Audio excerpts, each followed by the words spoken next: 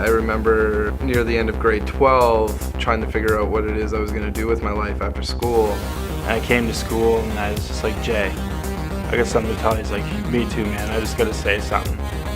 And right at the same time, we were both just like, we got to make movies for the rest of our lives. Getting to make your own feature film is such a privilege, and it's amazing.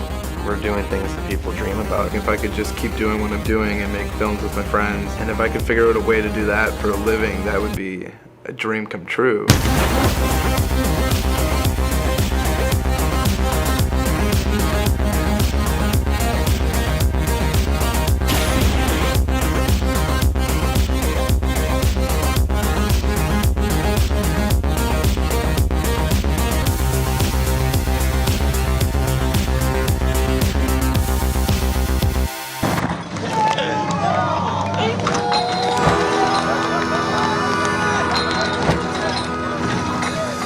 I worked at a gear rental house checking movie lights and all this garbage, and I'm surfing the internet, you know, wasting time, and I see this ad on Ain't It Cool News which says Grindhouse is coming out and they want 2-minute trailers, like old exploitation style trailers, and I was like, man, this is perfect. As soon as we had it on the internet, like instant crazy exposure, like it just blew up. As soon as I saw that on YouTube, I knew it was going to take the prize. And then we heard that Alliance wanted to take our trailer and put it at the front of every single Grindhouse print playing in Canada.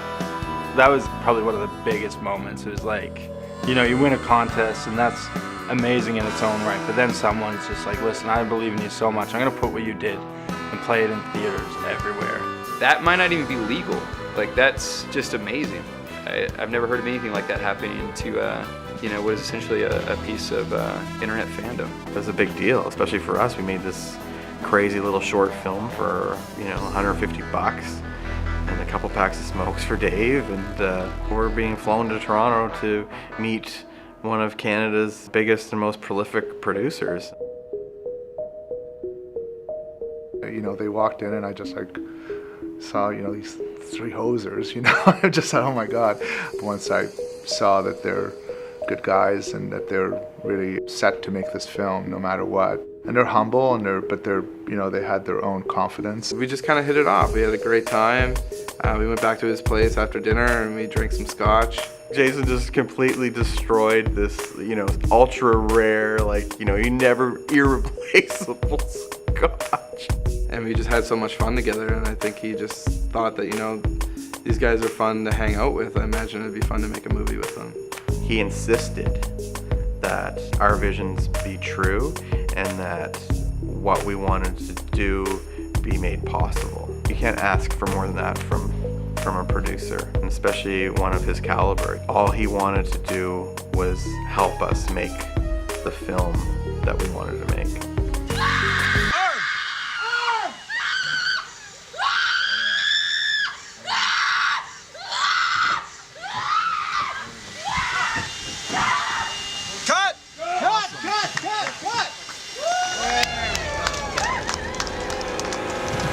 Got the gun, Bum! Come and get me a dirty cop. I got nothing to lose. After we shot the trailer, we introduced Dave Brunt to the world, who gave this amazing performance as the Hobo. And I think a lot of people thought that he was some actor that we found in Nova Scotia. But the truth is he had never acted a day in his life. What you see on the screen is basically Dave's real frustration. And the world, I think, kind of fell in love with him. When we put it up on YouTube, because all the other trailers were going up on YouTube and they were just blowing up, and ours started going crazy, and you know, people started recognizing who he was and wanting to know who he is and talking about him on the internet. You know, he has no computer. He's never used the internet before that. And well, I feel famous because, you know, so many people have seen the trailer, you know, not just in North America, but I guess in some parts of the world. Jay just fell in love with Dave and wanted him to be in a movie so bad. So when it was Hobo with a Shotgun, Jay was just like, this is a Dave Brunt movie. The bear speech is pretty much word for word from Dave's mouth, you know, edited a little, because he has like a 10-minute speech about bears he will give you.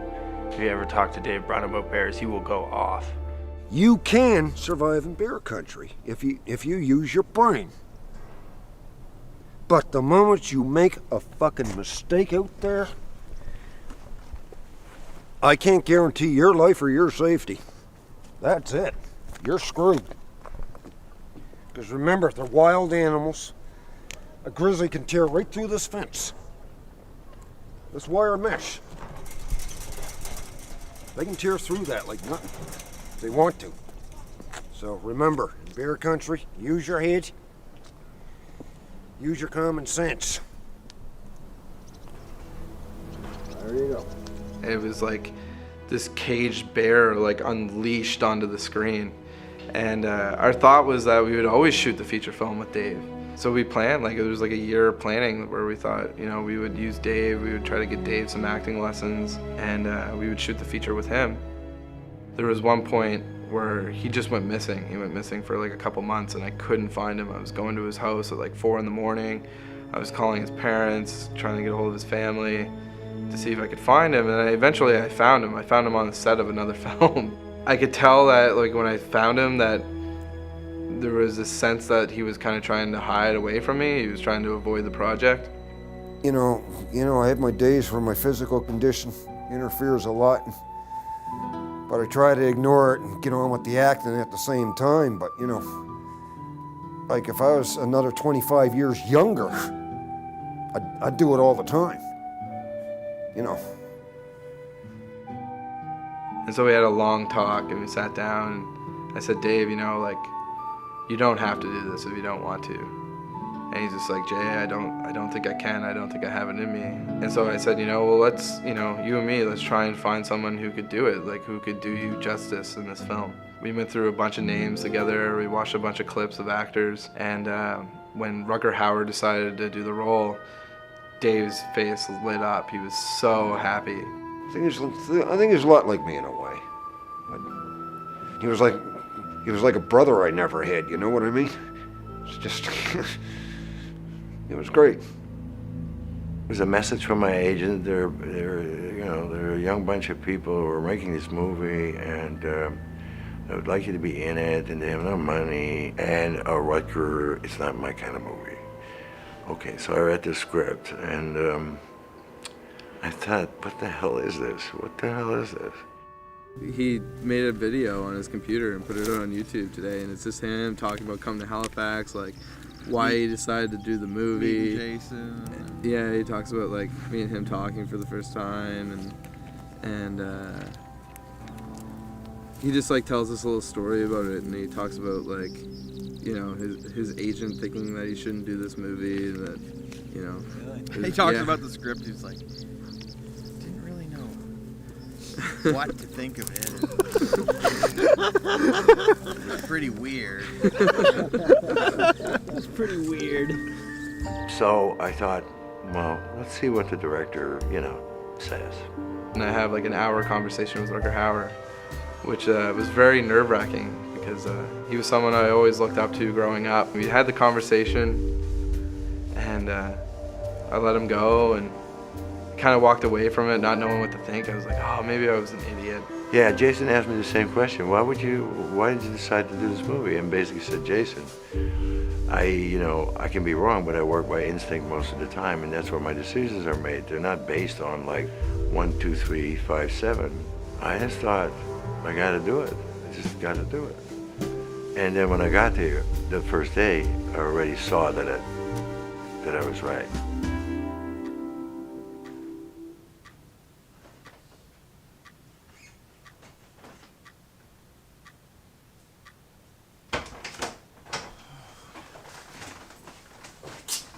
Yo. How's it going? It is April 19th, Monday morning, first day of shooting for Hobo with a shotgun. Grady! Let's do this, buddy. It was snowing last night. I think the snow stopped. It's cold as hell. We ran out of heat in my house, and I'm frozen to the core, but ready to do this.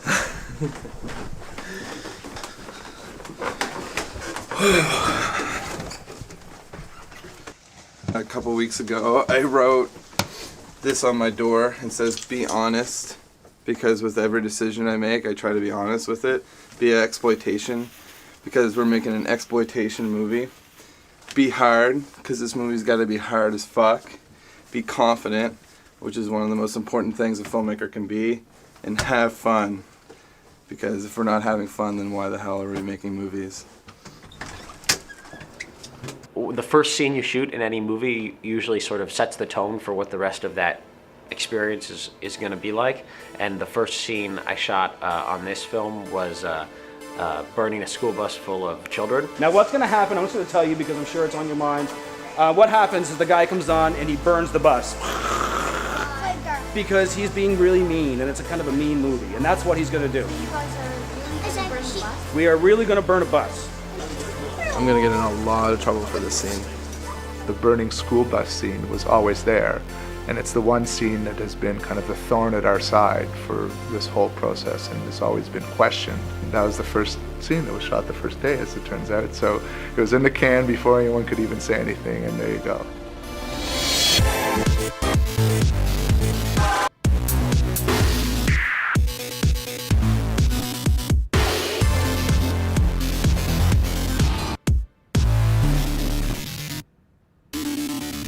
They actually gave me a flamethrower that shot a flame 20 feet out into the air, and I was like, all right, cool. I hate hobos! It's freaking nuts. Like, you're giving a flamethrower to an actor. I'm like, yeah, this is awesome, you know, burning the bus. And I just saw the roof of the bus kind of just contort. It just started melting and it just changed shape. And then it went from like, oh, this is warm, to hot. Then you're like, oh, too hot. Oh my God, I'm gonna die. This is so freaking hot. Run off the bus. Oh shit, my hair's on fire. And we looked at his hair and it was all charred. All right, so I was sitting at my desk at the office, and Jason Eisner comes along, and he's just like, "Hi, Kat." So I'm like, "Hi, how are you?" He's like, "Good, good. Rob's got something he wants to ask you." So he takes me into his bigger office, and I come in, and there's people working at the table, and Rob's in the corner. He's like, "Here he is." So Rob looks at Jason, he's like, "I have to ask her?" So everybody puts their heads down, and I'm like, oh my God, what did I do wrong? And he's like, "Sit down." And he sits me down. And I sit there, and Rob's just like, "We need a child prostitute in our movie." You see that scene? With the pimp? Quit fucking around with that homework, and he takes her homework away and makes her go work the streets. Fucking bitch! Stop wasting your time doing homework and get up on the block and make you some money! Come on, baby. Show Daddy you ain't mad at me. Give me a kiss. She's the opposite of a prostitute, I would think. Whatever that might be. Okay, I don't know, is this magical chemistry that ended up coming out of our cast, and everyone was so great. Greg Smith, who plays one of Drake's sons, him and Nick Bateman, who are just so fantastically evil in two very different ways. Jesus Christ. Ivan, you're gonna ruin your fucking skates. I ruin everything. Let's fuck.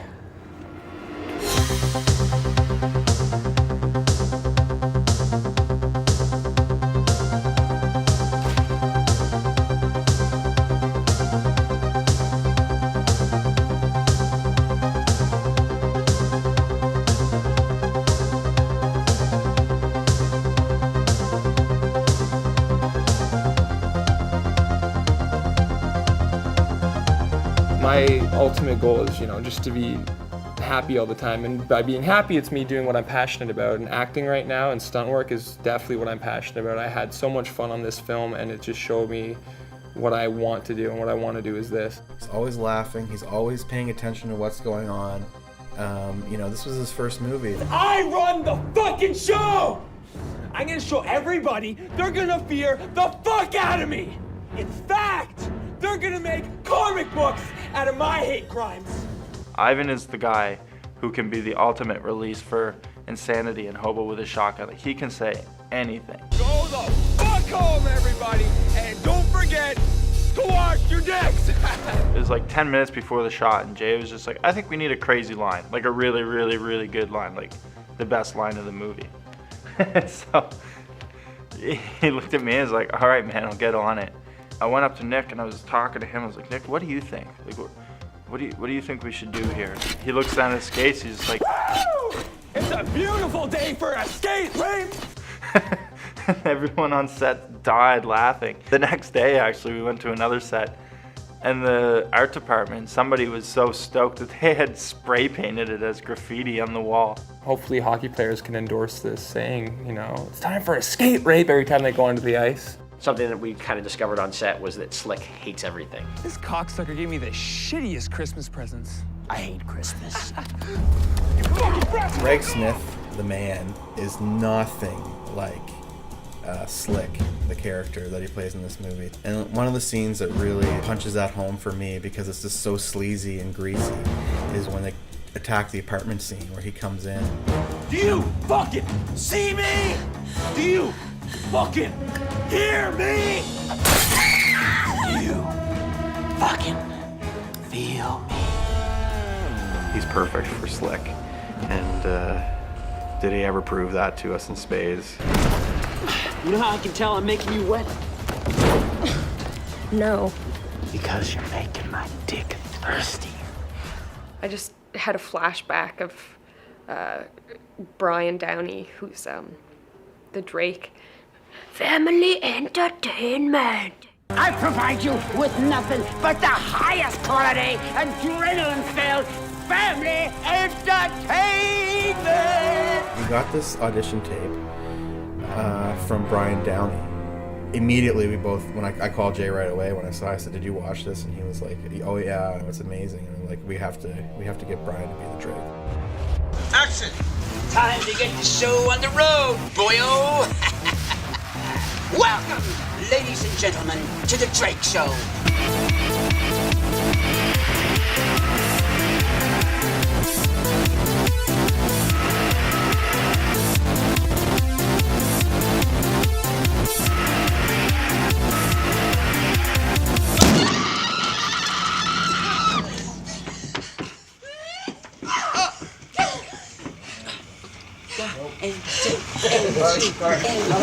I don't think people thought that the Abby character would be as strong as Molly ended up making it. Because of Molly, because of how amazing she is, the movie really just became about Abby. It's amazing. Like, when I saw that I was number 2 on the cast list, it really kind of hit me. I was like, holy shit, this is my big thing. This is huge. Like, yeah.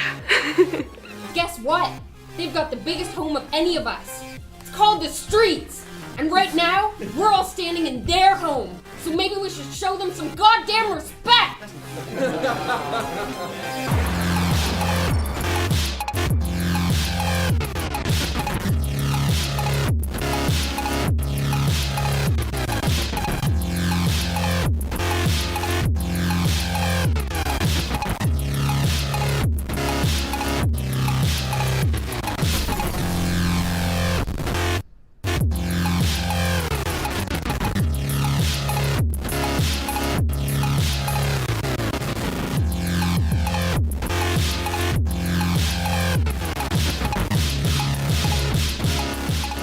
I'm kind of a shy person, and walking down the street feeling self-conscious, no, I'm fucking Abby.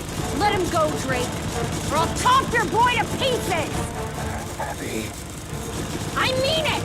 I'll mulch this fucker to the ground. It's dirty and it's scruffy and it's naughty and it's soft here and there. And that's all because, you know, Molly brought that softness to it. You grow it, we cut it. We'll get out of this town, we'll go somewhere where they have nice big lawns to mow. This isn't the only place grass grows. Are you serious? Yeah. First, I gotta wash this guy's ass all off my face.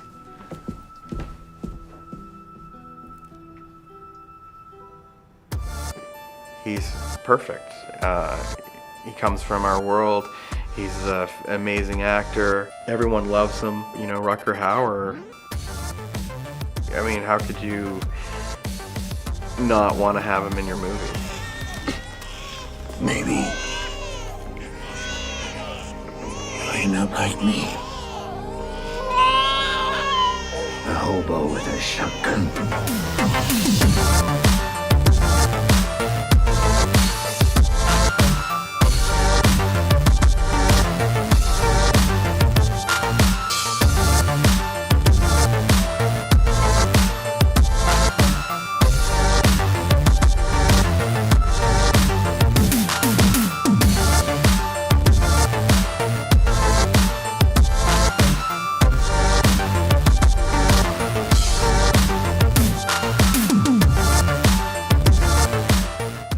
Physical duress that he's been in and under for this movie. There's a scene where I carve scum into his chest, and I'm on top of him with a switchblade, and he's no offense, Rucker, but he's a little bit older, but just a tough motherfucker. But there was a scene where a couple cops take the hobo and they throw him over this balcony, and it's like a 20-foot drop into this ditch. And so we had a stunt performer do it into all these garbage bags. And then I wanted to get a close-up of Rutger landing in the bags, and I just thought, I'll just get him up like 2 feet and he'll just jump into the frame. And I started setting up for the shot, and I look behind me and he's setting up a ladder, and he gets up on top of it and he's just like, roll the camera, and I was like, what's going on here? He's just like, you tell the EPK guy, the behind-the-scenes guy, that there's a 66-year-old man doing a stunt right now. And he does a front flip off the ladder into the garbage bags, no joke. One of the biggest fears I had on Hobo with a Shotgun as a producer was showing Rutger Hauer the manhole that he was going to have to spend a few days in while we're shooting the climax of the film. We really didn't have a plan B, so I wasn't sure what we were going to do if he'd said no. I went to his trailer and I knocked on the door and I invited him to come with me so I could show him. He was just like, yeah, no problem, just have a seat in there for me and it'll be good.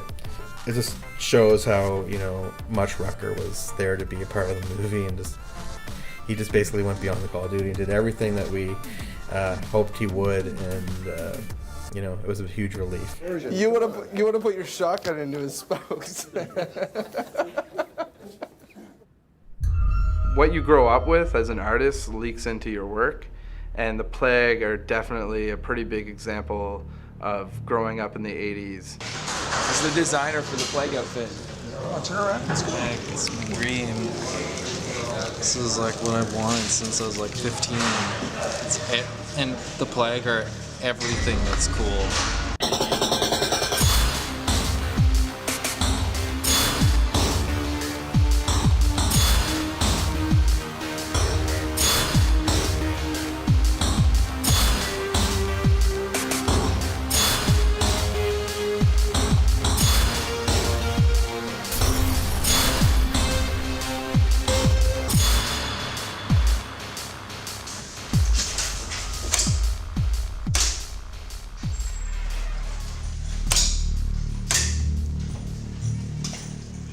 Plague are these endearing characters that I just, I love, and I think everyone's going to really groove on. And shooting out in their lair, out in this old Martello Tower, with fire effect that was going on, these tentacled creature, and motorcycles. I mean, how can you not like motorcycles? With basically these dark knights driving them around in metal gear. Making those costumes out of what he made them out of and making them wearable for the actors, unbelievable. He's the best. I've been hammering it inside. This is the secret. Is a steel salad bowl. I was at a party and saw it on my friend's shelf and said that I had to take it, and he was kind of didn't want to let it go because he makes his dog food in it. But I managed to get it out of him. When it came time to shoot this film, he didn't have the amount of credits needed to be in the union so that he could actually work on the film. And I basically just said, if Jason Johnson can't work on this movie, then I'm not going to make this movie. And so they really fought really hard to get him in the film, and it worked out. And he was able to work full time on the film, building costumes for us. And he designed and built the plague for me. He put his heart and soul into it, and I just love him. Like, I will work with him on everything.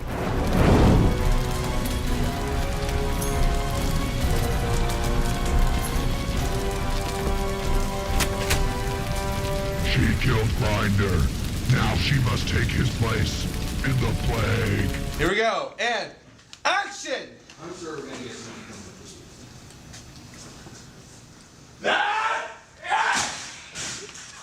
I'm fucking had you fucking junkies!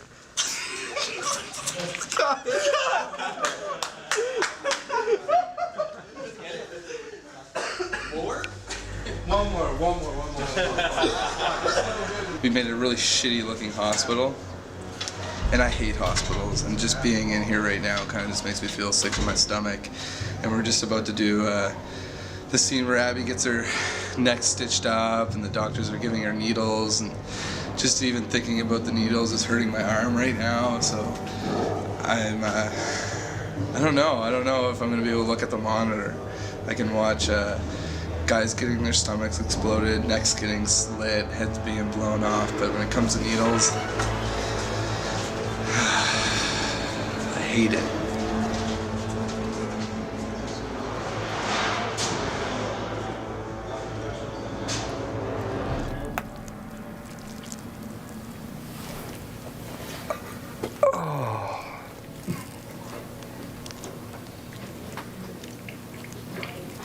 Oh, gross. I wonder who taught Gary how to tie his shoes. Let's put this on the DPR. Jason Eisner just about lost his lunch during that one. The last 2 days, 3 days before we went to camera, there were at least like memos going out saying, don't bring your expensive rain gear to set because it's gonna get fucked up. Yeah. Let's get bloody as fuck and just like, let's just put it to the floor and get nuts. One of the things we like is blood. This is the first time I've sprayed like 5 gallons of blood a take. This is the most blood-heavy movie I've ever worked on, that is for sure. My name's Henry Townsend, and I love blood more than anyone you've ever met. He loves to put his hands in it, he loves to get his face in it, he loves to roll around in it. He loves blood. Oh man, it feels great. Fuck. I know it right, because it just feels right. The character Logan's head gets ripped off by a noose tied to a truck. The idea is that we wanted a sprinkler of blood gushing out of the manhole cover. And one of the Drake's girls comes over and she does the dance. She does a dance in blood. And that being my kind of particular interest, I went with a 10mm lens up close and dirty to her. She was basically going all crazy, doing this crazy dance, like... It was nuts, man.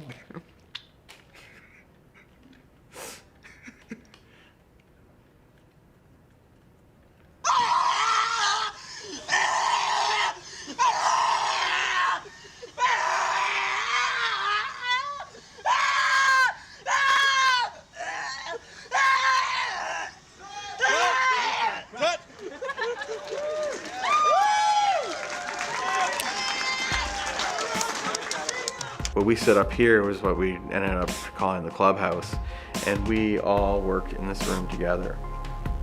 So when anyone came in with a question or an idea or a problem, we'd all be here to hear it.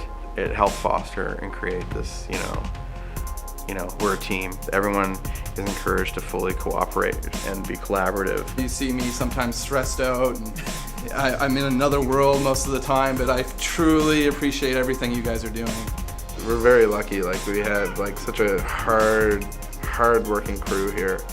People who will just go the distance to make your shots as amazing as they possibly can, and they'll break their backs and they'll lose sleep over it. This crew is, you know, amazing because they're, you know, half of them work for nothing and for the experience. And the fact that they are supporting Jason in shooting the movie.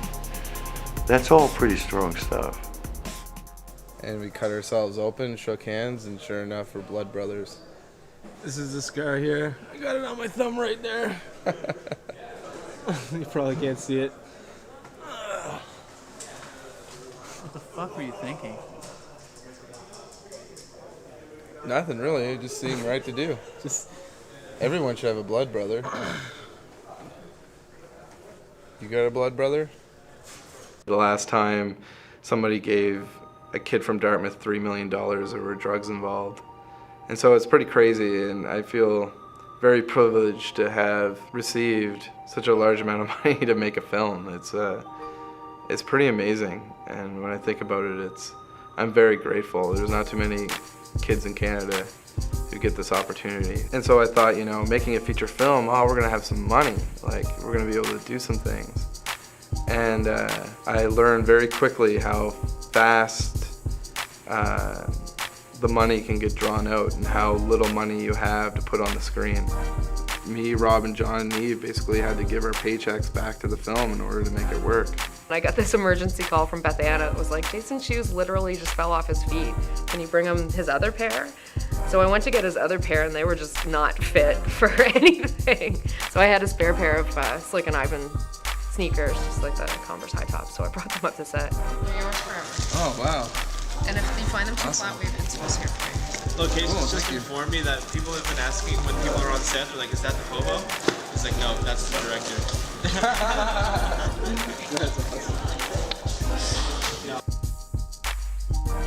The fact that this is a low budget movie, it's like, it should feel like we just, you know, tried our hardest to get this movie made, and it should have some of the drawbacks of a low budget movie, just to, I don't know, make it fit into that realm. It's crazy. We got probably 4 more minutes to get another take of this, and then we got a wrap.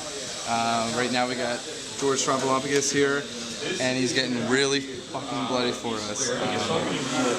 What's happening right now is that the Ivan character comes in with a hockey skate, slams it into his chest, and we're trying to get the blood to spray. We've been having a little bit of difficulties with it, but we got one more try, and I think we're gonna nail it. So. We got 9 minutes, guys. You gotta do this. I just want to get it on the run. And some scissors.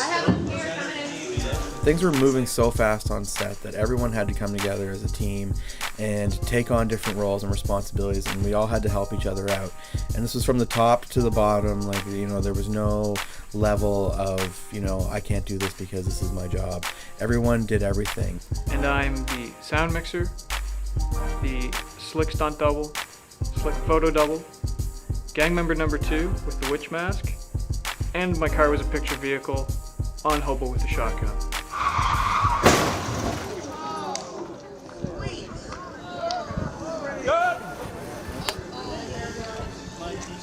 Every morning they would say, holy shit, like, how are we gonna get through the shot list? And it was always a fight. It was always like, Jay, this is too many shots, this is too many shots. All I'm saying is we got to get the scene. So we, like, because they're not coming back. let's just figure. We've already left so much for tomorrow. I don't even know how we're going to do tomorrow. We bust our ass and we would get through it. Like, we usually met all my shots. So I think we did about 1,000 setups on this film. And from what I hear, most features shot on this budget usually get around like 500 setups. We ended up shooting a 65-to-1 ratio, which means off of the projected running time of the film, 85 to 90 minutes, we shot 65 times that amount of footage so far on the movie, which is a surrealistically large amount of image to be collected on a motion picture. Pretty much all 99% of these movies we're rendering homage to with Hobo with a Shotgun were shot on film. The way we did it on the schedule, we did it with the kinds of lights we used, which was actually a pretty minimal lighting package. Would never have been possible, ironically, to do on film with this kind of visual quality that we ended up with. So Hobo with a Shotgun is a homage to the old while using the best of the new. These cameras, I hate them and I love them. I love them because they're so flexible. At the same time, it does not give you other time. It does not give you a break. It's like fucking martial arts. You know, it drives me nuts. And especially, you know, if you're carrying the film, you know, it's hard to get your energy because it just keeps, it burns, you know, it keeps burning. That's sort of the shadow of it, because you can do it fast, but sometimes it means, that doesn't mean you have to do it fast, okay? So you have to force yourself to take some time and feel it better.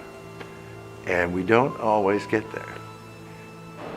That's part of the animal.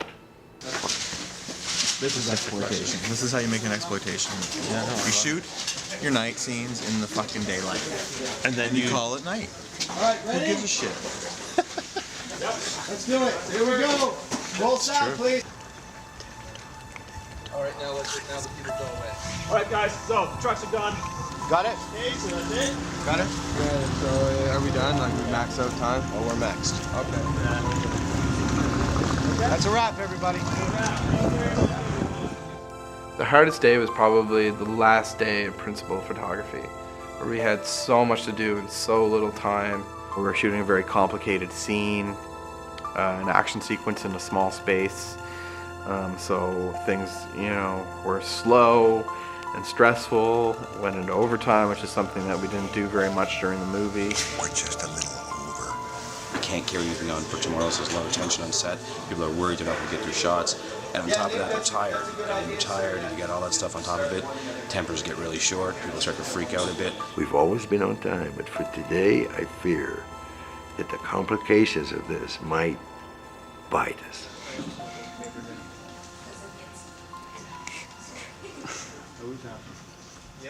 I want to fucking kill you. Let's go. Let's get Rugger in here. I'm ready. Let's go. Action. Get the fuck out of here, Adam. Do it. Cut. Cut that. You get it? I think. Yes? Ladies and gentlemen, that's a wrap.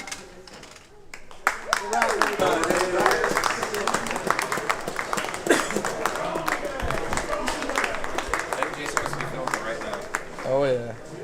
What do you want to know? What do you want to know? I'm just a little bummed out right now because that was like one of my favorite scenes in the script. And I had to cut out one of my favorite moments of it. I guess, you know, just gotta get used to losing your babies. Sometimes you can't get everything you want. Just not enough time. And it just got really, really stressful at the end there. We only had a half an hour to do like 5 or 6 shots. And it was just complete mayhem. He still got mojo. Got mojo. It's okay, bud. I know, bud. You'll always have me. I know. I came home and I was so excited, and I thought, you know what, I think I'm meant to do this. Like, I feel like I'm really meant to be a director and make films for a living. And it just felt right. And so I think it totally felt the way I always envisioned it. And I'm just so lucky I got to do it here in my hometown with all my friends. When people think of Canadians, we're like really wholesome, nice people who are so polite, and you know, it's the Americans that are supposed to be all bloody and gory, but like, I guess no one knows about Dartmouth yet, and they're about to find out. Hobo with a Shotgun is definitely a Nova Scotia film, primarily a Dartmouth film. And if you've ever been to Dartmouth, Nova Scotia, or if you are from Dartmouth, Nova Scotia, you will understand. Hobo with a Shotgun isn't that different from everyday life in Dartmouth, Nova Scotia. This kind of stuff just happens there. So, it's sort of like a documentary on Dartmouth, only with a little bit more colored lighting. I thought this was going to be a peaceful little Canadian town, but Dartmouth is a pretty shady little place. Back in the day, we were just shooting movies with our friends. If someone was going to fall on the ground or fall over the side of like an embankment or something, you just do it. We just do it. We didn't care about safety or put down mats. We would just throw ourselves off anything. And so that was that was like one of the big differences for me shooting a feature film, was some of those little things where things would take so much time to prepare, whereas back in the day, if someone just needed to get lit on fire, you'd just throw the gas over you and you'd light it and go. And action!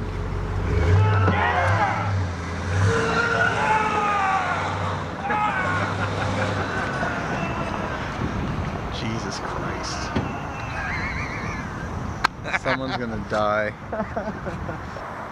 Well, the last 2 days have basically been the time for us to get together, our friends, and shoot movies the way that we normally shoot movies, which is without a lot of tools at our disposal and without a lot of people and the whole machinery of mainstream filmmaking. And we just, basically go out guerrilla style and shoot things whacked, crazy, and by ourselves with our buds. Jason's now sitting on the back of a pickup truck as it's speeding away, chasing a couple hobos, and undoubtedly he'll probably fall off the back of it before this is done. I got Kareem back here holding on to me for dear life. I'm hanging out of the back of the truck. We don't give a shit. We're just gonna fucking roll on some crazy garbage and we'll see what happens.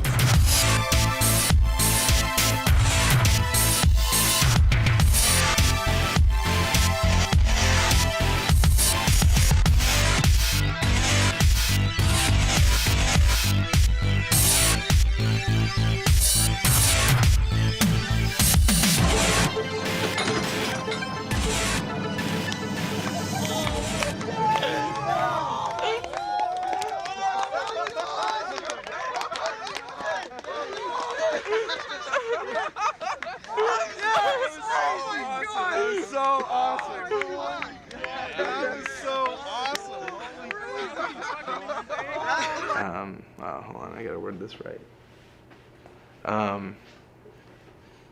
I guess my worry with the future is basically that because for our first film, we made such a crazy, risky film that people might get afraid of us and might be afraid to give us the reins of another feature film. But who knows, maybe the film will do good and maybe it'll capture an audience and people will get excited about it. I'm hoping there are future feature film projects, but who knows, if this was my last one, my first and last, I think we made a pretty good go for it. I'll still make short films. I'll still make feature films, just with $120 again. Now, the moment you've been waiting for in your full mind. The world premiere of Hobo with a Shotgun. Alright, let's tear this place apart!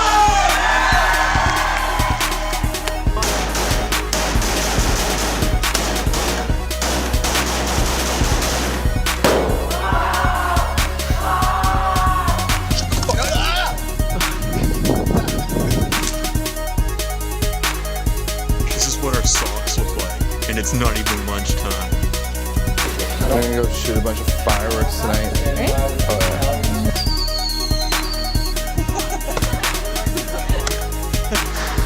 Doing it for the art. Gonna get my leg chopped.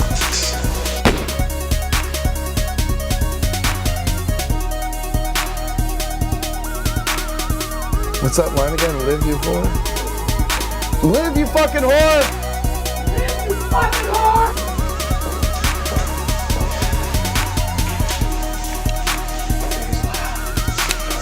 That's a record. You love them. You're like, yeah, flags, awesome. That's what you did to my mom. That kind of thing. How the fuck does this even work?